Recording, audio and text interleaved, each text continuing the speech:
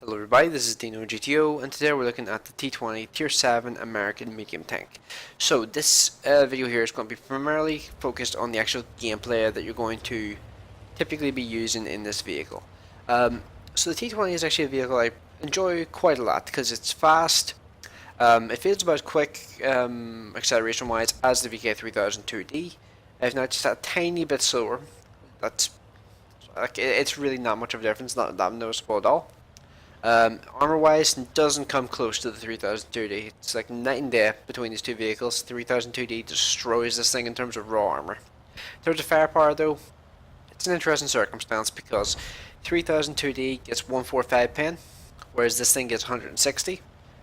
But the 3002D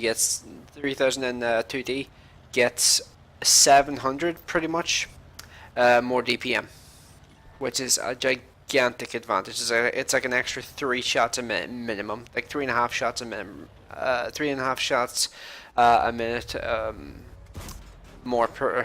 Like it's crazy to think of. Like 220 alpha, and you get 3.5 shots more per minute than this thing here. There's 240 alpha. Seems kind of crazy when you think about it. And you may be thinking, like, why would you drive this thing here then if the DPM aren't so crap in comparison to the 3002D? Well, the reason I think this thing here is still competitive is because it has a really versatile playstyle. You can set this thing up in a really versatile way, as in you can have. And by the way, that's actually a moment I meant to focus on more, but I forgot about. As I was saying, like, I'm just going to quickly go over this here. 3000, or this thing here has a really versatile playstyle because you can set it up with rammer, vertical stabilizer, good optics, and you can play both as a medium and a scout tank at the same time. And it's really good at switching between those roles really quickly. It's really awesome with that. And in terms of like that moment there that I was just talking about, versus T25/2. The reason that's important is that pretty much summarizes the type of playstyle that you're typically going to be using in this vehicle. As in, you're going to use ridgelines when you possibly can. Use that 10 degrees to gun depression as much as you possibly can, because you want to minimize the target you're showing to your enemies, and you just want to be able to negate your reload disadvantage and basically negate people's reload advantage over you. If you can, because if you're trading shots on your terms, then you're negating their rate of fire advantage pretty much. It's like trading trading shots. Tiger 1 versus an IS. The Tiger 1 needs to go his distance and get the DPM range where it can just like rate of fire the person down. If the IS is able to keep it as a corner fight, the IS is going to win. Simple as that. It's interesting because versus the T25/2, he technically had the superior gun, mostly the advantages, if I'm completely honest, but because he was very passive, he completely messed him up. And there's a Panzer 4H, and the Panzer 4H is falling back, and I'm going to try and like move forward here, try and get a shot into him. I wasn't actually sure when I was initially playing this here what gun he was actually using, but I think that was the 105, given how slow that shot went past. And now we're against 2 tier 5 medium tanks, and well, I'm a tier 7 medium tank. How do you think this is going to go? And I also have artillery support, which I kept forgetting about. Artillery is actually really helpful in the game now in comparison to what it was. It can be infuriating whenever it shoots you and manages to penetrate you these days, because it just happens nowhere near as often as it used to, which is good, but it also makes it even more of a surprise when it does happen. And yeah, so far I'm on 1,100 damage pretty much, 700 assistant damage, so doing okay so far. 7-4 on the team scores, and just going to drive up here, just like a look, pretty much like a look around to see if there's any snipers or anything hanging out in the background. And here I get spotted. Not entirely sure what spotted me. It's probably the 12T, but not really worried about it too much because nothing really seemed to shoot me, although I was actually not expecting anybody to still be sitting up there, but this T67 seems really intent on sitting in that particular spot, and get a shot into him, finish him off. after someone else shot one shot at him, and there's an FE304 right there, and I actually just want to check what range was this guy at. Okay, right. I was thinking the only reason I spotted him was because I got within proxy spotting range, but the fact he went so long without being spotted by me was kind of crazy to me. And finish him off with an Amarak for good measure, because why not? And wow, that leopard got absolutely obliterated by that VK201. He just rammed him to pieces. And yeah, that's pretty much the end of that game. Not really going to get any more shots off. 1000 spotting damage, 1600 damage done. Pretty decent game for the most part. And you have to bear in mind, this thing here has 1100 health. So I basically did my health and a half in this game, and I did pretty much my health in terms of spotting damage as well. So it's a pretty decent result for the most part. Not the most impressive game ever. And you're going to see that the result screen is not the most impressive screen. It's not the most impressive result ever as well. But honestly, the reason why I'm using this game in particular is because I had a bunch of other games which I played in this thing, but because I was live recording them, even though like my initial plan was to live record this gameplay thing, and honestly, the reason why this video was taking so long to make is because I've gone through 5 different iterations of this video. Original one was going to be 3 different three pieces of gameplay in one, but I decided like that was going to be ridiculous because it was going to take like 2 hours it was going to take hours and hours and hours to like get the commentary and all nailed on 3 sections. I was just like, no, I'll reduce it down to 2. Tried the 2 one, and the 2 pieces of gameplay I selected were not particularly good, and I didn't like the way I was commentating over it. So I changed it up and tried to do like a live gameplay again, but I tried to switch it up so it would be a mixture of the Easy 8 and this at the same time, trying to kill 2 birds with 1 stone, but that didn't end well either. And this is just like, and there was another couple, and I finally settled on this one here. And it also doesn't help that I wasn't screenshotting a lot of the games I was having in this tank. I was pressing insert instead of pressing print screen, which meant that I didn't save the result screens for a bunch of good games I had in this tank. And that means I'm basically left with the games that I did hit print screen properly on, and there's not as many of those. There's not as many as I would like that I actually did manage to hit print screen on instead of hitting insert on, because I wasn't paying attention, ball stuff, which was pretty freaking stupid if I'm completely honest. And I'm not going to upload every single game I have up into what replays to try and find the ones I'm looking for, because that would take literally all day. And you could have said that, yeah, and you're probably saying now that like you wasted like 2 days making this video because you kept changing it up, and yeah, at this point I'm uploading this here no matter what at this point because I've just wasted way too much time. Probably going to do a second video on this thing.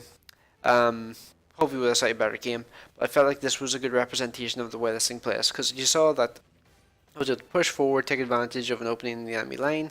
I was able to pick a boom that there T25/2. Although typically whenever you're doing that there, you're typically dealing with stuff that you're typically going to be able to do that there versus more than 1 tank at a time. Facing 1 tank and doing that there kind of playstyle feels kind of weird, because typically you're facing like 2 or 3 tanks and you're doing that there, and you're like dodging their shots and stuff like that there. So having a one-on-one isn't exactly something that's going to happen particularly often. But yeah, you need to make use of that gun depression because you want to reduce the size of the target you're giving to your enemies as much as you can, pretty much. So yeah, and just use your speed, use your view range, try to spot where you possibly can, and yeah, I think that's pretty much everything I really need to go over in regards to this tank. I will probably do like a full-on like review of this thing as like probably like the 3rd or 4th video we're doing this thing. I probably want to have at least 50 games played in it since I rebought it before I actually do a full-on review of it. So yeah, I think that's probably what I'm going to do. Probably do another couple of gameplay samples every now and then, because I am actually enjoying playing this tank. Like, don't let my like tone of voice make you think that I'm not enjoying this machine. The reason I'm talking the reason why my voice probably sounds a little different from normal is because I had to wait until after midnight to actually start recording this here because it was way too goddamn loud all day. And then there were people down up until like half an hour ago. Then I had to go and get my dinner and stuff like that. Or not my dinner, like my had to go and get something to eat. And yeah, I had to wait until after 12 o'clock. I'm probably going to leave. Actually, that's a good point. I'm probably going to leave like a wee message at the start of this video saying that like if my voice sounds funny, it's because it was after 1 a.m. As you're looking at it, it's very nearly 2 a.m. while I'm actually making this. So yeah, probably going to need to make some sort of note about that there at the start of the video. So yeah, let's go on to the post-game stats. Right, so this game was worth a second class mastery. I got Piscucci's medal in that particular match, and it's interesting because I've had a bunch of different games in this machine, and it seems to be that a third class mastery is like 500 XP, or like 550, 500 and 600, somewhere in that region. And second class, or well, actually third class might be like 500, like 800, but second class stretches up as far as like 1100 XP. So people must be doing pretty freaking well in this machine because the 3002D as an example, that tank has a really low ace tanker threshold. Like you can get an ace tanker in that tank reliably with 1300 XP games. This thing here, I have a feeling the XP requirement is probably near the 1400 region to get an ace tanker, because I think the way it works is ace tanker is the top 99%, first class top 90%, second class the top I think 75%, and then third class top 50% or something like that. There, I think that's the rough region, like the percentages of the games played in the last like 20 days or something, wherever it is. 28 days I think it is. You have to be in one of those thresholds in order to be able to get a particular like not mark of excellence but mastery badge. And yeah, I would suspect this one probably has like near 1400 base XP requirement for an ace tanker if over 1000 base XP is only worth a second class. So that would just be my guess, just looking at this result in particular. Let's go on to the team score. So team score wise, I came top of the team in terms of damage and XP. 5 kills, so pretty solid game in the most part. Enemy team, best player on their team was the Leopard, who did 700 damage, and he was a tier 5 in a tier 7 game, which is interesting. So even though he was tier 5, still a pretty damn solid game. And he hit the most damage in their team with a tier 5. God, their team, that was a shameful performance by their team. In terms of shots fired, I fired 14 shots, 13 direct hits, 10 penetrations. I'm actually trying to think, what shots did I bounce? Oh yeah, I bounced a couple of shots off the Yag Panther, I think. 478 damage done over 300 meters range, 1100 assistance damage, 17,000 credits made on that particular game.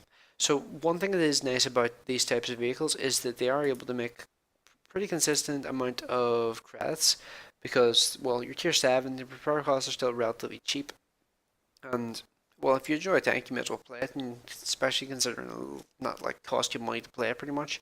Like tier 9s and 10s will usually cost you money to play, like tier 10s in particular, because a lot of the time, like even if you have an epic game, you're gonna walk away with still like a repair fee of like a couple thousand credits, and if you have a really awful game, you're probably gonna walk away with a repair fee of like 30,000 credits in some cases. So yeah, overall, I like this little tank. I think I love the speed and the firepower combination, and the fact that it can use a vertical stabilizer is a huge bonus because it just means the guns are a lot more consistent. In terms of like the peekaboo playstyle that I use, than you would expect from a normal tier 7. Like if I tried to use the same playstyle in this thing as I try like in something like a Panther or a 3002D, I would be nowhere near as consistent. But the 3002D and the Panther can somewhat make up for it in the form of the rate of fire. But things like T34-1 or the Constructa would not be able to do the damage anywhere near as consistently as this thing can.